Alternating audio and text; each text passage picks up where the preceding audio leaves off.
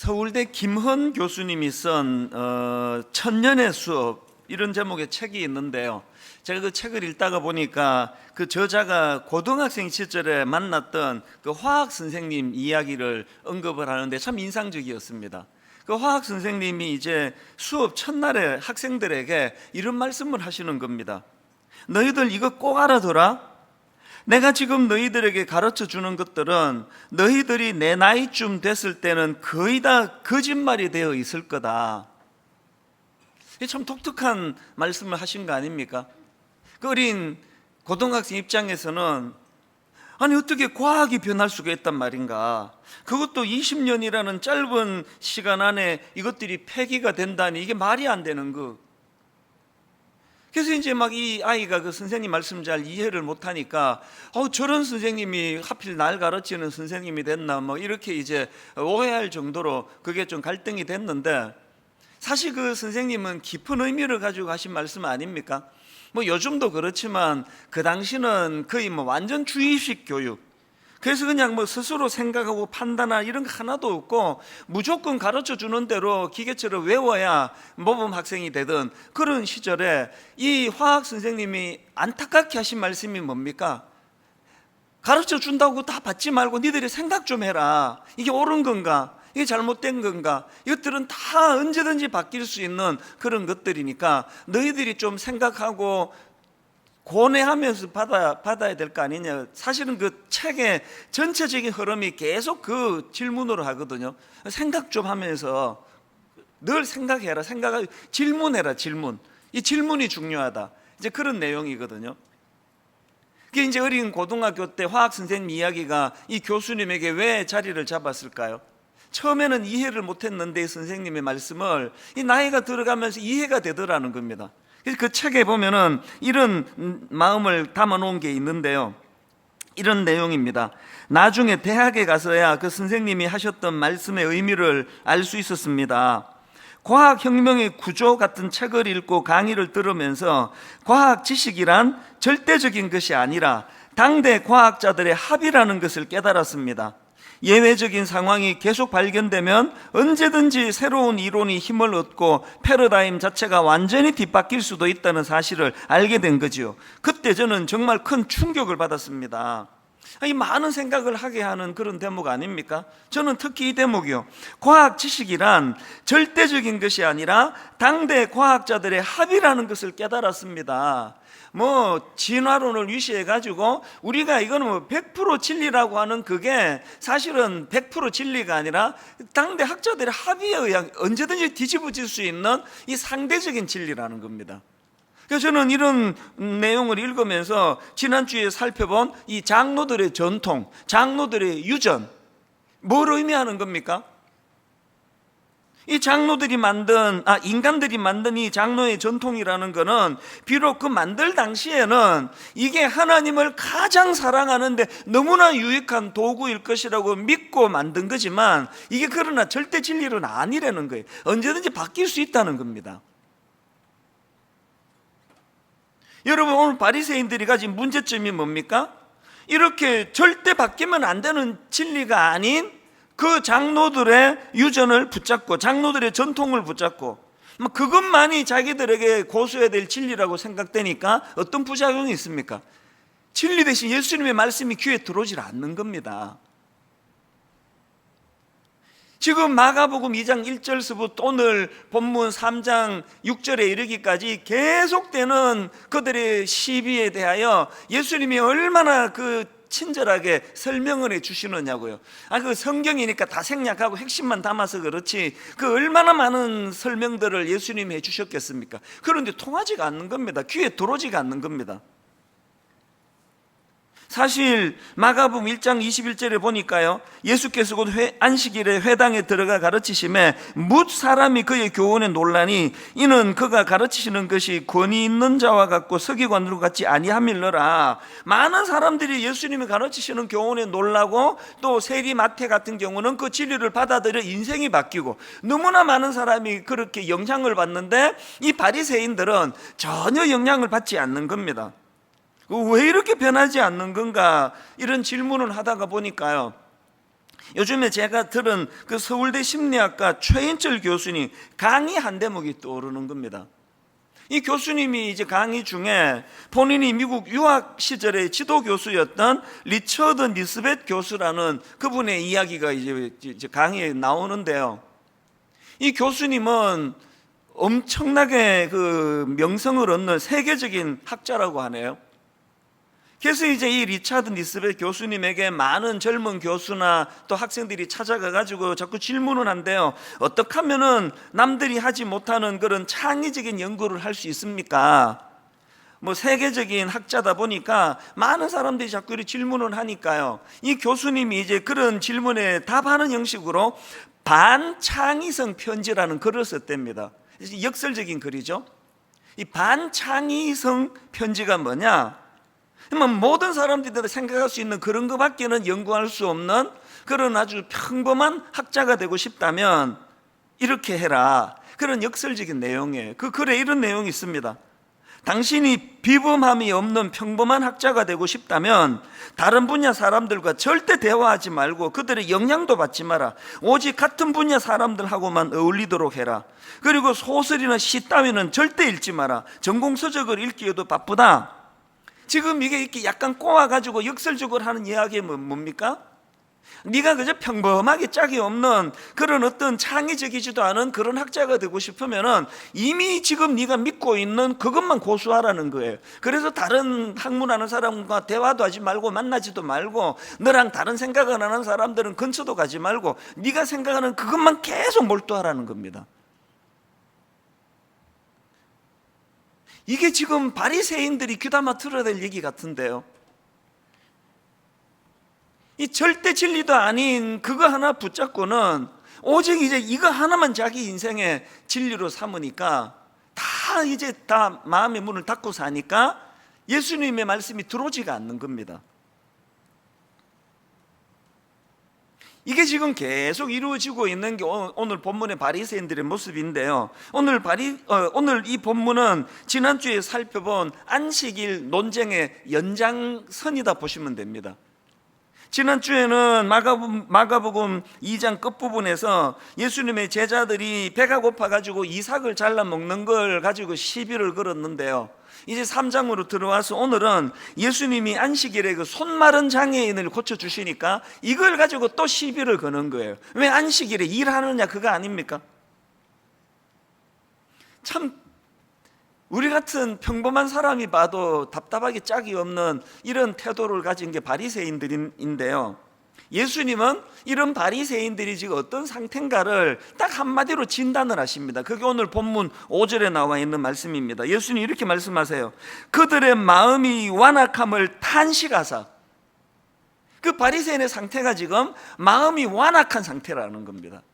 이 완악함, 이 단어는 헬라어로 포로시스라는 단어인데요. 이 포로시스는 마음의 딱딱함, 또 고집스러움 이런 것을 나타내는 단어라고 합니다.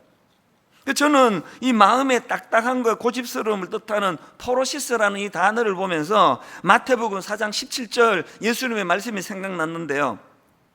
이때부터 예수께서 비로소 전파하여 이르시되 회개하라 천국이 가까이 왔느니라 하시더라. 여기 나오는 회개는 헬라어로 메타노이아, 이건 여러 번 제가 말씀드린 단어예요.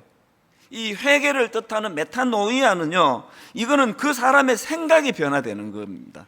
그래서 우리가 막 금요 기도회 같은 데 와가지고 어제 내가 이런 죄를 졌습니다, 그저께 저런 죄를 졌습니다, 이런 기도도 필요하지만 진짜 회개의 자리로 나가시려면 하나님 근본적으로 내 마음의 생각이 바뀌어지기를 원합니다. 이게 회개예요.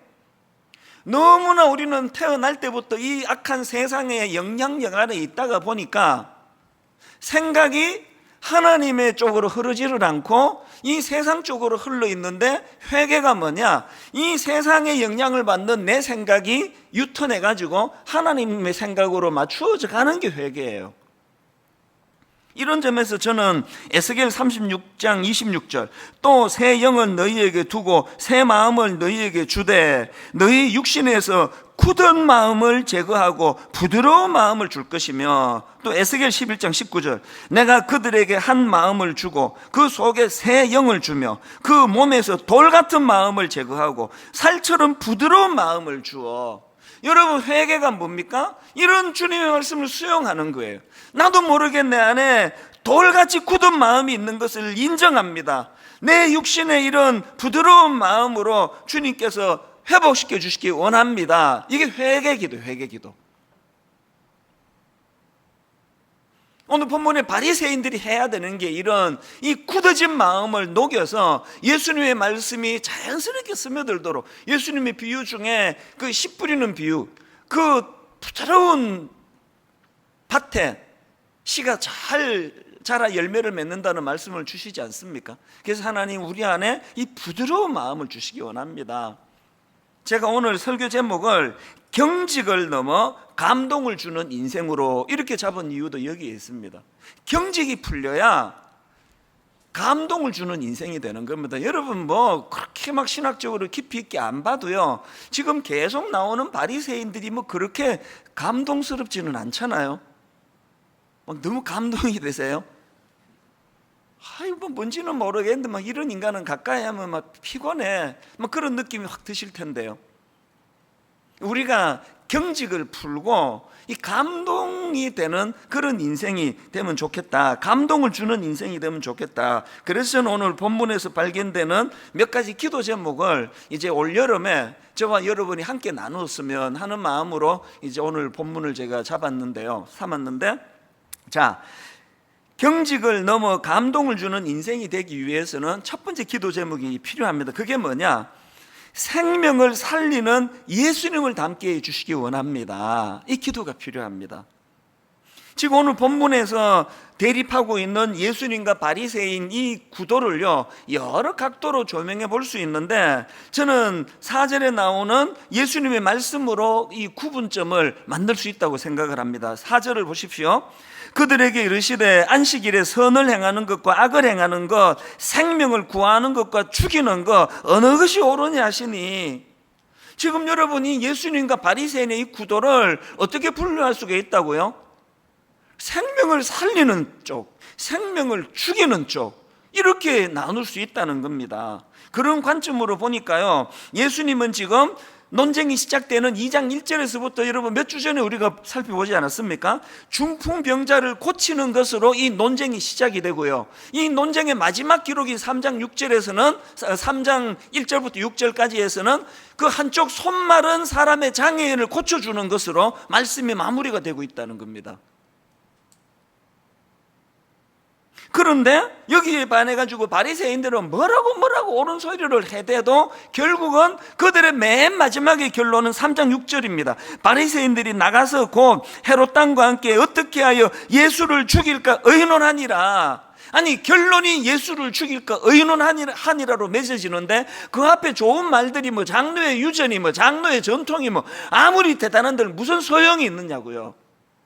오늘 여러분이 무슨 신앙 행위를 하고 무슨 종교 행위를 하고 오늘 분당 우리가 무슨 미사역으로 교회 이름을 떠들어댄다 하더라도 이 교회가 생명을 살리는 교회냐 죽이는 교회냐.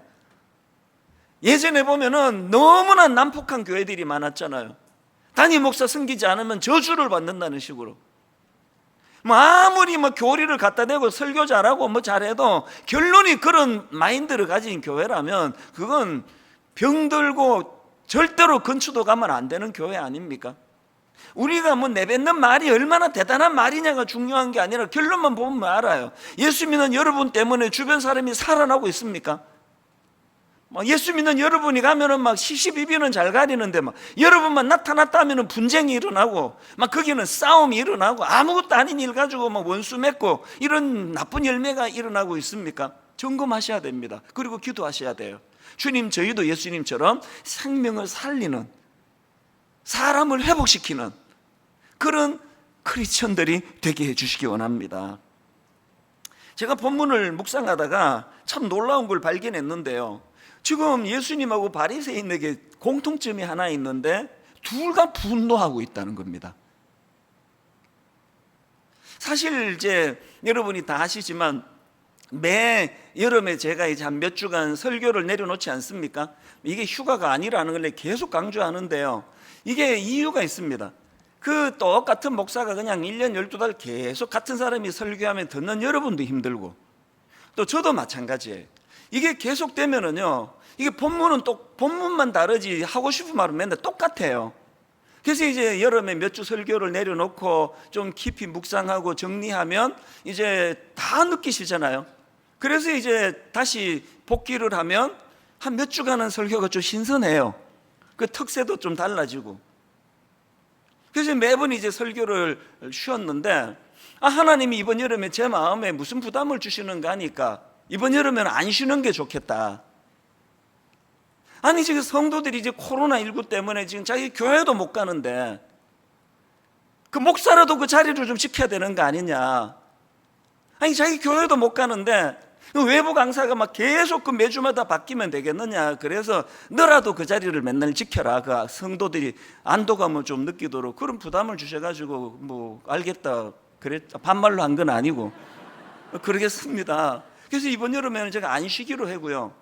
그리고 또 생각을 해보니까 여름에 막 무더위로 찌들고 이러는데 그것도 똑같은 설교하면 또 얼마나 힘들겠나. 그래서 이 여름에 맞는 주제를 가지고 한 몇 주간 설교를 해야 되겠다. 그래서 다음 주부터는 이제 잠깐 마가복음을 내려놓고 이제 그 여름에 맞는 주제로 설교를 할 텐데요. 제일 첫 번째 시리즈 첫 번째 설교가 다음 주가 주제가 분노예요. 분노. 막 여름에 막 덥고 막 짜증나면 막 분노가 막 제대로 일어나잖아요. 그래서 내가 분노에 대해서 설교를 준비하다가 보니까 오늘 이 본문에서의 예수님의 분노를 발견한 겁니다. 아니 바리새인하고 예수님의 공통점이 둘 다 분노하고 있다는 겁니다. 오늘 여러분 마음에 분노가 많고 막 분을 잘 내는 분은 엄청 위로가 될 텐데요. 예수님도 분노하셨어요. 사랑하는 분노를 많이 하는 여러분, 중요한 걸 제가 말씀드릴게요. 주님이 화내는 걸 금하신 게 아니에요. 예수님도 분노하시는 장면이 몇 군데 나오지 않습니까? 중요한 건 분노의 결과입니다. 지금 공통점이 예수님과 바리새인이 똑같이 분노했지만 그 결과는 완전히 다릅니다. 자, 먼저 예수님의 분노 5절입니다. 그들의 마음이 완악함을 탄식하사 노하심으로 그들을 둘러보시고. 그랬는데 여러분 그 주님의 분노의 에너지가 어디로 흘러가느냐. 그 다음 보세요.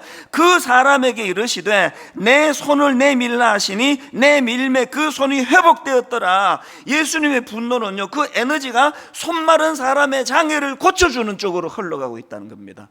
여기에 반해가지고 바리새인들의 분노는 그 에너지가 어디로 표출됩니까? 6절입니다. 바리새인들이 나가서 곧 헤롯 왕과 함께 어떻게 하여 예수를 죽일까 의논하니라.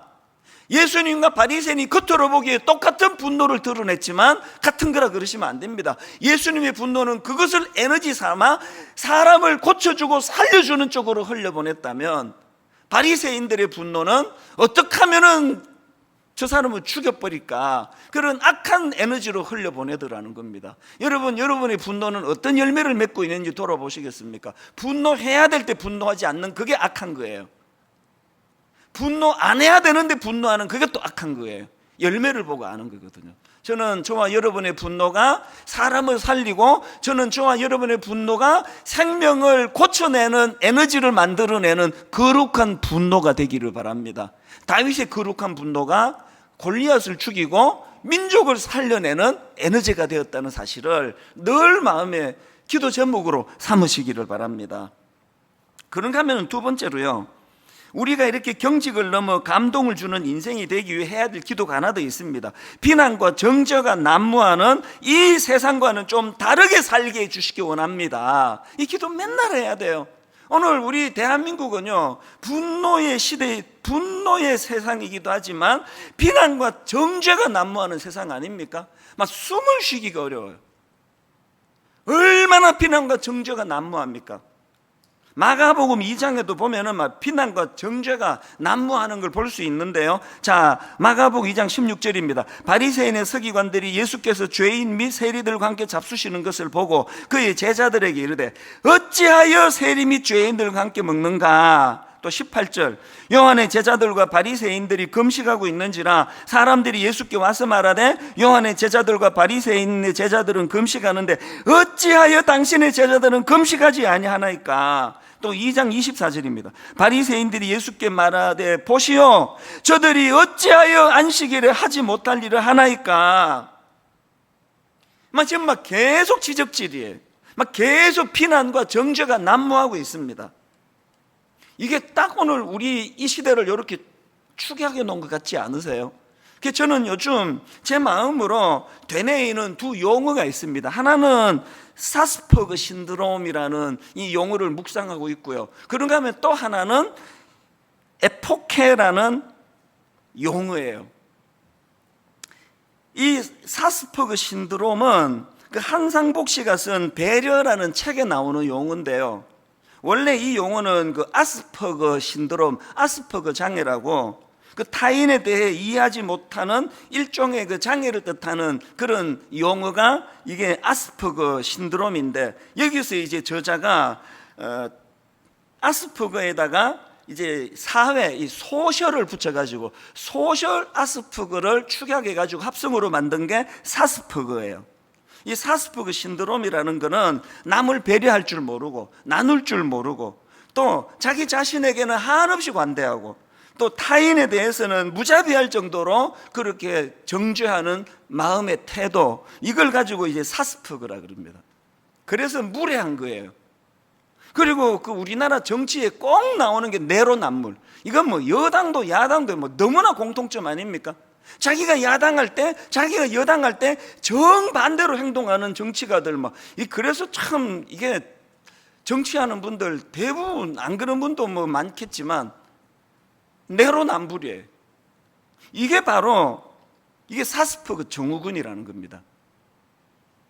그 지하철 타다 보면은 이 사스퍼그 환자들 엄청 많습니다. 남을 조금 더 배려할 줄 모르는. 요즘은 또 이 건물 안에서 이게 담배 피는 게 이게 안 되다 보니까요. 길거리에 그 많은 사람이 지나다니는 데서 담배 연기를 붕붕 품어내는 사람들 보면 이게 사스퍼그 환자예요. 조금 더 남을 배려할 줄 모르는, 그 남의 마음을 헤아릴 줄 모르는. 이게 바로 오늘 본문의 바리새인들 아닙니까? 여러분, 소위 예수 잘 믿는다고 하는 사람들에게 이 영적인 사스퍼그 환자가 많다는 거 아십니까? 상대방의 마음을 전혀 헤아릴 줄 모르는. 그래서 제가 마음에 혹시라도 이게 목사 오래 하다가 보니까 내게 이런 사스퍼그 증후군이 왜? 목사는 맨날 가르치려고 드니까. 맨날 네가 이거 고쳐야 돼? 이러면 안 돼? 이게 부목사님들에 대해서도 계속 이제 제가 그런 내가 이 사스퍼그 증후군 아닌가? 이걸 자꾸 되뇌이는 겁니다. 그런가 하면 요즘에 제가 되뇌이는 용어가 하나 더 있는데요. 그게 바로 에포케라는 용어입니다. 이 에포케는 우리말로 하면 판단 중지 그런 뜻인데요. 이게 고대 그리스 철학에서 유래된 단어라고 합니다. 제가 맨 앞에서 언급했던 그 천년의 수업이라는 책에서도 이 에포케라는 이 용어가 나오는데 이게 굉장히 제가 의미 있게 읽은 부분이에요. 이 저자인 서울대 교수님이 학생들에게 계속 강조하는 게 있는데, 질문하고 살아라. 질문해야 된다. 가르쳐준다고 그대로 다 받으면 안 된다. 스스로 질문하고 스스로 판단하고 스스로 검증하는 시간을 많이 가지라고 강조하는데요. 더 중요한 게 뭔지 아세요? 그래서 이제 깨닫게 된 거예요. 누가 가르쳐준다고 맹목적으로 받지를 않고 내가 질문하고 내가 판단하고 내가 또 연구하고 내가 자료를 뒤지고, 그래서 내가 이거는 진리 맞다라고 판단되는 그 순간 뭘 외쳐야 되느냐? 아포케를 외쳐야 된다는 거예요. 판단 중지. 왜 그래야 되는지 아십니까? 나는 이제 내 생각으로 이게 다 검증해서 이게 진리가 맞다라고 생각이 될 때 나랑 생각이 다른 저 사람에 대해서는 판단 중지, 에포케를 외쳐야 된다는 겁니다. 그래서 에포케. 한번 따라해 보시겠습니까? 에포케. 오늘 예수 믿는 우리는 진리를 발견했기 때문에 우리가 이 시점에서 선포해야 되는 게 에포케예요. 판단 중지. 오늘 본문의 바리새인들이 놓친 게 바로 이거 아닙니까? 교회에서 계속 외쳐야 되는 용어가 이 에포케예요. 다락방에서 사람과 사람이 만날 때, 제가 우리 교회 젊은 목사님들을 대할 때 에포케, 판단을 중지하고 중립적으로 그 사람을 받아들여요. 왜? 인간은 자꾸 그 사람을 선입견으로 대하기 때문에. 에포케. 자녀 교육에요, 부모들이 진짜 놓치기 쉬운 게 이거예요.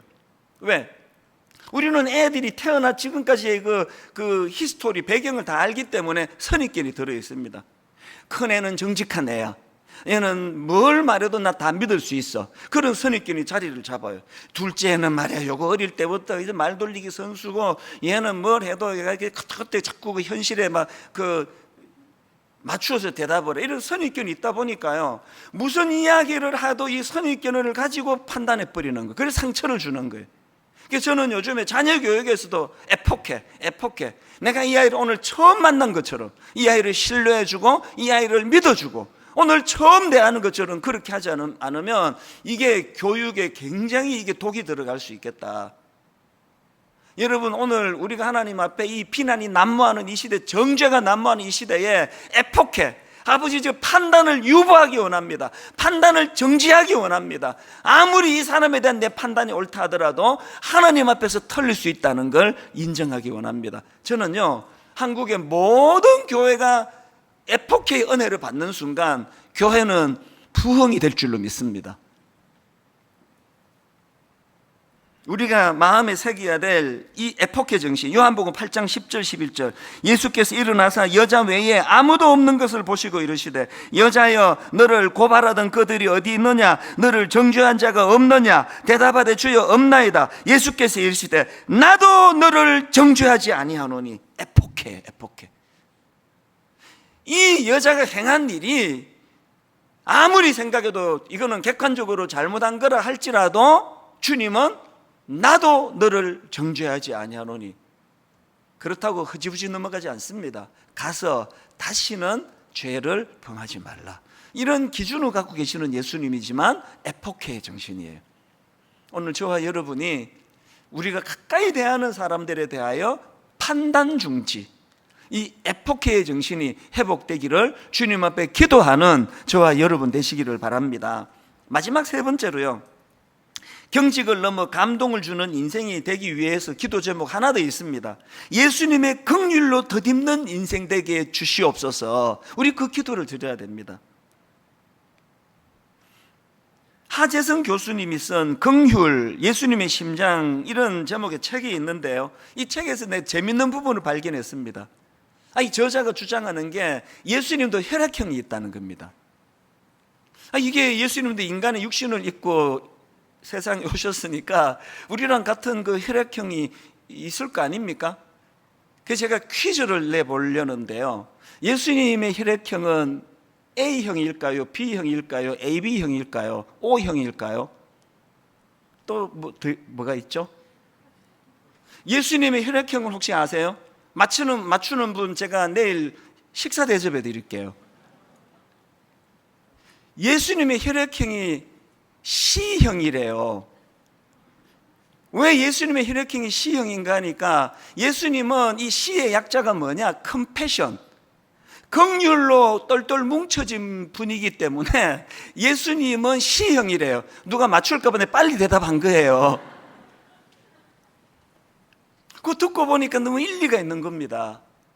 예수님은 존재 자체가 긍휼, 그 컴패션으로 덧입어 계시기 때문에 우리가 그 기도를 드려야 되는 거예요. 그리고 헨리 나우엔이 쓴 긍휼이라는 책에 보니까요, 그 단어의 어원을 맨 먼저 어원부터 설명합니다. 이 긍휼을 뜻하는 컴패션은 라틴어 파티하고 구움이라는 단어에서 파생된 단어라는데요, 무슨 뜻이냐? 함께 고통받다예요.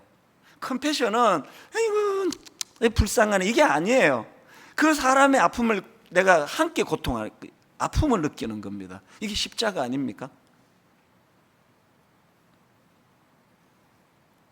제가 이런 점에서 거두절미하고요, 이 컴패션이 우리가 회복해야 될 예수님의 긍휼이 무엇을 의미하는지를 한 가지 이야기만 드리면 금방 아실 겁니다. 요즘에 저는 이제 새벽에 이 만보 걷기, 그래서 뭐 거의 한 일주일에 한 3, 4일은 한 만보 전후로 제가 걷거든요.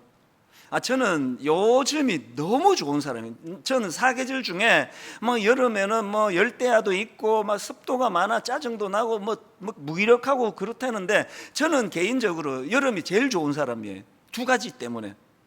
수박하고 여름 새벽 때문에. 저는 수박이 있는 한 여름이 너무 좋아요. 그리고 이 여름 아침은요, 상상을 초월합니다. 우선 일찍 해가 뜨고, 새벽에 한 3시 좀 넘어 일어나가지고 이제 한 2시간 묵상을 하고 말씀을 막 머릿속에 집어넣고, 새벽 한 5시에서 6시 사이에 저는 이제 무장해가지고 걷는데 꼭 챙기는 게 스마트폰이에요.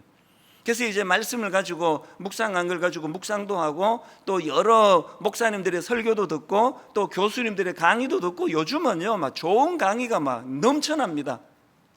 그래서 이 여름이 난 너무 좋아요. 겨울 되면 그거 못 하거든요.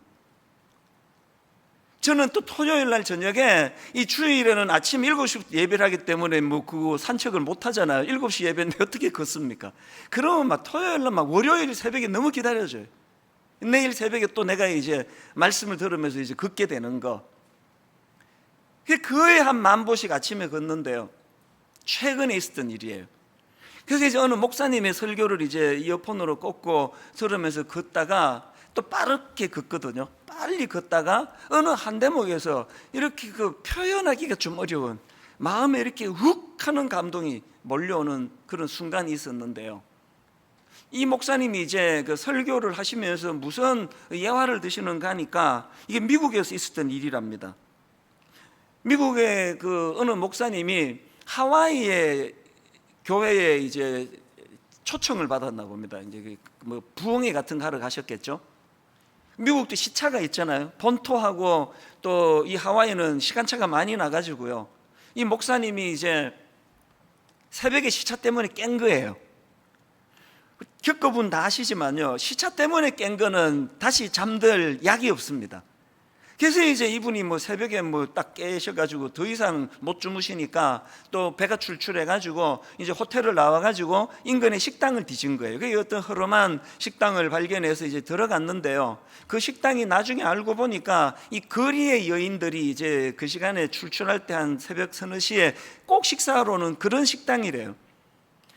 이 목사님이 이제 그걸 주문하고 기다리는데 이제 거리에 여인들이 들어오는 거예요. 그래서 이게 내가 이 식당을 잘못 골랐구나 그런 생각을 하는데, 바로 요 뒤에 앉은 여자들이 이제 대화를 나누는데요, 어떤 여인이 이런 말을 하더래요. 나 내일 39번째 생일이다.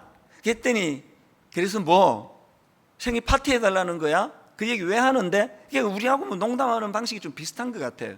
그렇게 농담 비슷하게 나누니까 나 내일 39번째 생일이다 이렇게 말했던 그 여인이 뭐라고 말하는가 하니까 뭐쩌라고 나보고 우리 보고 뭐 파티 해달라는 거야? 그러니까 이 여자가 하는 말이요, 평생에 한 번도 생일 파티 같은 거 해본 적이 없는데 내 팔자의 생일 파티는 뭐 그냥 생일이라고, 이런 대화를 나눈 겁니다. 그렇게 하고는 이제 식사가 끝나고 이제 그 여인들이 쭉 빠져나가고 난 다음에 이 목사님이 이 목사님이 어쩔 수가 없었던 목사인 것 같아요. 이게 남의 일에 관심이 많은 사람. 그 식당 주인에게 물었대요. 방금 여기 앉았던 그 한 무리의 여자분들이 여기 단골입니까? 그랬더니 그 식당 주인이 하는 말이요, 네, 매일 새벽에 이 시간이면 와서 식사를 하고 가는 그 사람들이에요. 그래서 이제 목사님이 방금 제가 여기 내일 39번째 생일을 맞는다는 여자분의 이야기를 제가 들었는데요, 혹시 제가 내일 이분 생일 파티를 열어줘도 되겠습니까? 모든 비용을 제가 감당하겠습니다. 그랬더니요, 그 식당 주인이 너무 고마워하죠.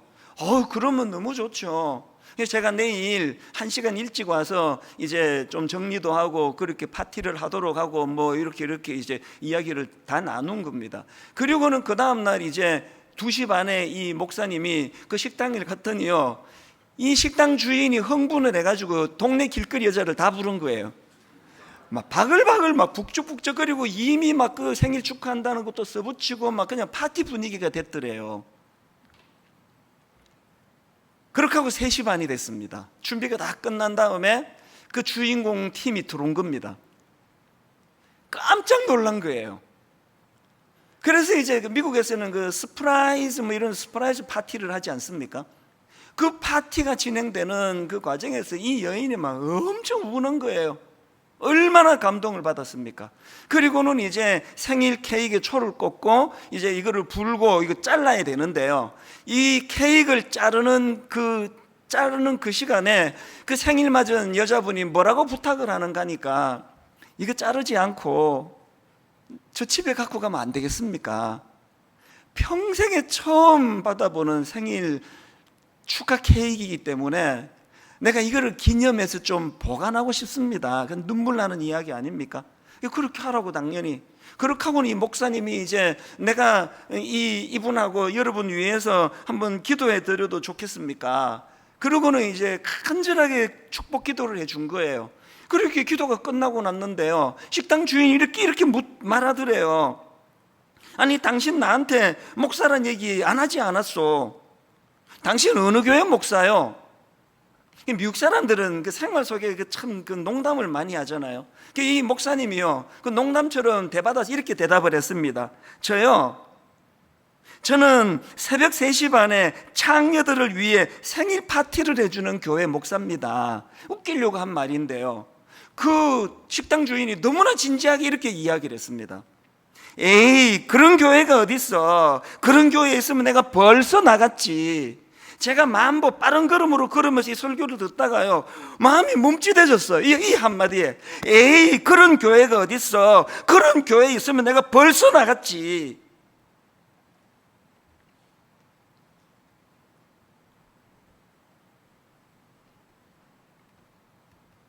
세상 사람들이 교회를 안 나와요. 에이, 그런 교회가 어딨어? 말만 갖고 떠드는 것들이 모인 데가 교회지. 에이, 그런 교회가 어딨어? 그런 교회에 있으면 내 벌써 그 교회 나갔지. 오늘 교회가 정말 세상과는 다른 사람들이 모여,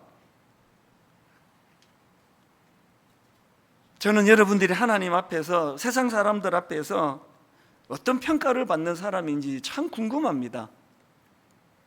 혹시 여러분 이 중에 예수 믿고 막 지혜가 넘쳐나가지고 막 끼일 때 안 끼일 때 그냥 심판관 노릇하면서 이건 말이야, 이게 잘못됐고 이건 네가 잘못됐고 이렇게 지적질 잘하는 그런 분이 계세요? 막 마음이 뿌듯하세요?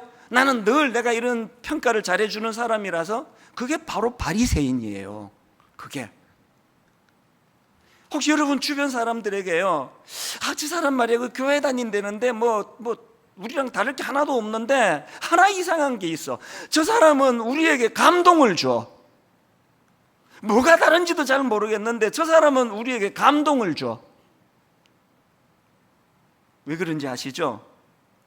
생명을 살리는 예수님을 닮았기 때문에요. 비난과 정죄가 난무하는 세상에서 이런 세상과는 좀 다른 삶을 살려고 애쓰기 때문이에요. 무엇보다도 예수님의 긍휼로 덧입은 인생은 감동을 줍니다. 아까 그 설교에서 예를 드는 그 미국 목사님처럼요, 우리 이 3가지를 늘 주님 앞에 기도하면서, 하나님, 정말 하나님, 내가 가진 지식을 자랑하는 크리스찬이 아니라 이 삭막하고 메마른 세상에 감동을 주는 그런 그리스도인이 되기를 원합니다. 오늘 말씀을 정리하면서 우리 찬양 참 오랜만에 불러보는데요, 이것들을 녹여놓은 게 십자가니까요. 십자가 그 사랑 멀리 떠나서 무너진 나의 삶 속에 잊혀진 주 은혜, 돌 같은 내 마음 어루만지사 다시 일으켜 세우신 주님을 사랑합니다. 우리 말씀을 기억하고 우리 자신을 되돌아보면서 우리 찬양 같이 불러보시면 좋겠습니다. 십자가 그 사랑, 십자가 그 사랑, 멀리 떠나서 무너진 나의 삶 속에 잊혀진 주 은혜. 하나님의 은혜가 어떤 은혜입니까? 돌 같은 내 마음, 바로 이 시간입니다. 어루만지사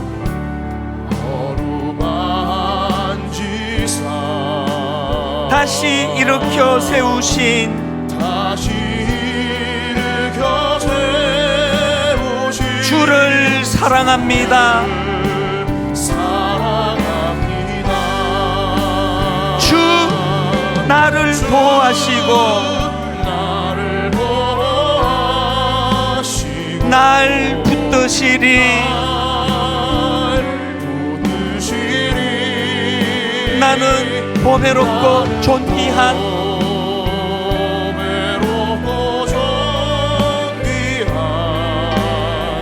주님의 자녀라. 주 나를 보호하시고 날 붙드시리.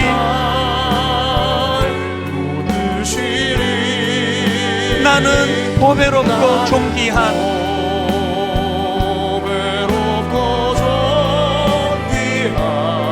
주의 자녀라.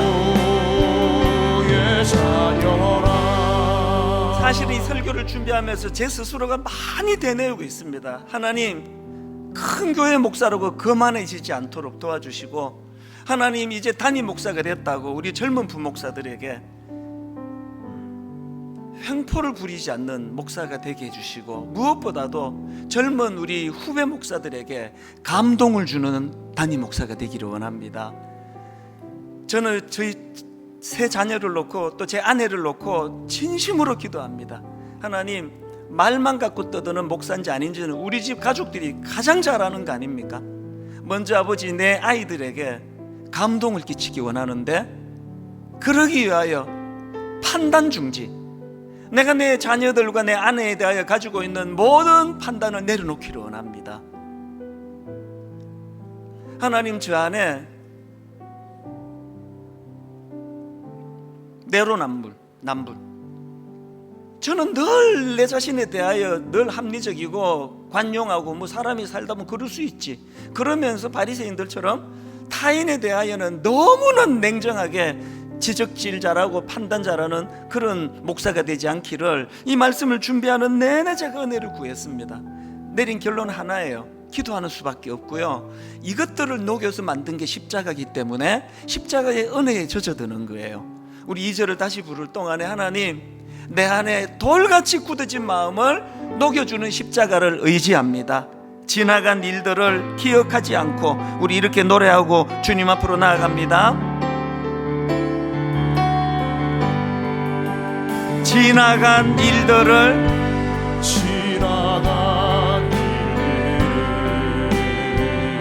기억하지 않고, 이것이 하나님 은혜의 핵심 아니겠습니까? 이전에 행한 모든 일,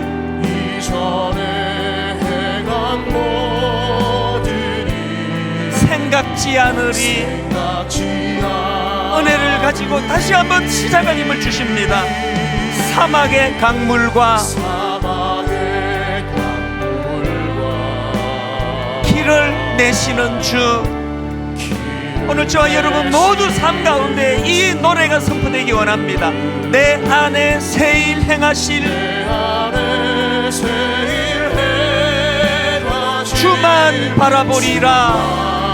우리 다시 한번 힘을 얻어 새롭게 시작합니다. 주 나를 보호하시고 나를 보호하시고 날 붙드시니 나는 보배롭고 존귀한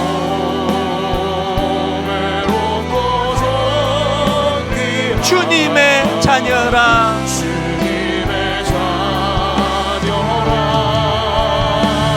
주 나를 보호하시고 날 붙드시리. 새롭게 된 주님의 피조물로 선포합니다. 나는 보배롭고 존귀한 주의 자녀라.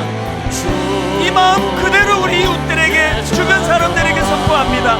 주 너를 보호하시고 너를 보호하시고 비난과 정죄 대신에 늘 붙드시니 이 주님을 찬양하며 선포합니다. 너는 보배롭고 존귀한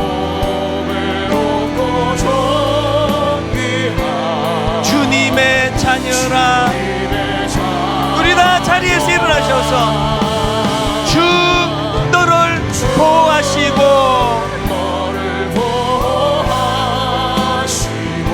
늘 붙드시니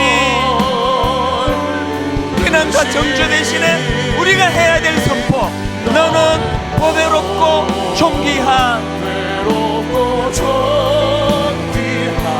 주의 자녀라. 우리 마지막으로 우리가 축복해야 될 그 사람들을 떠올리시며 주 너를 보호하시고 널 붙드시니 너는 보배롭고 존귀한 주님의 자녀라. 비난과 정죄가 난무하는 이 시대의 세상 가운데 주 너를 보호하시고 늘 붙드시니 이렇게 축복하며 선포합니다. 너는 보배롭고 존귀한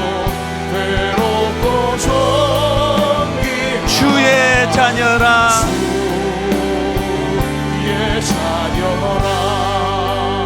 여러분이 십자가의 은혜의 감격이 먼저 내 안에서 살아나야 돼요. 우리도 어릴 때부터 너무 많은 비난과 정죄, 너무 많은 그런 재단 속에 살았기 때문에 그 썸물이 흘러나갈 때가 많다면 주님 먼저 나를 존귀하고 보배롭게 여기주신 그 은혜, 십자가 은혜가 내게 회복이 되게 해주시고 이것을 나도 내 주변에 비난이 난무하는, 편견이 난무하는 이 시대에 이것을 주변 사람에게 흘려보내는 그리스도인 되기를 원합니다. 주신 말씀 붙들고 우리 통성으로 합심해서 같이 기도하시겠습니다. 살아계신 하나님 아버지, 너무나 아버지 삭막하고 메마른 시대를 살아가고 있습니다. 마음에 울분이 많고 분노가 많고 아버지 끊임없이 누군가를 향해 정죄하고 비난하는 이런 일들이 넘쳐나는 이 시대를 살아가고 있는 저희들입니다. 먼저 하나님 십자가의 사랑으로, 십자가의 은혜로 너무나 비난과 아버지 정죄가 남는 이 시대 가운데 주님은 나를 붙들어주시고 주님은 나를 보배롭고 존귀한 주님의 자녀라고 인정해주시는 그 말씀이 우리 안에 스며들게 하여 주시옵소서. 그 말씀이 성격이 되게 하여 주시옵소서. 하나님, 그래서 아버지 우리도 감동을 주는 그리스도인이 되기 위하여 주님 앞에 날마다 기도하기 원합니다. 주님 앞에 날마다 은혜를 구합니다. 생명을 살리는 예수님 닮은 그리스도인에게 주시기를 원합니다. 하나님 아버지, 비난과 정죄가 난무하는 이 세상에서 아버지 사랑과는 다른 삶을 사는 저희들 되도록 기도하기를 원합니다. 하나님, 예수 그리스도의 긍휼로 드리는 인생이 되기를 원합니다. 예수 그리스도의 긍휼로 드리는 인생이 되어 아버지 품어주고 용서하며 나도 너를 정죄하지 않겠노라. 그 주님의 항상 지혜의 정신을 회복하는 저희들 되도록 인도하여 주시옵소서. 하나님 아버지, 여러분 마지막 안에 영은 주님을 향하여 그 갈망을 이루어 우리 성도님들을 인도하여 주시옵소서.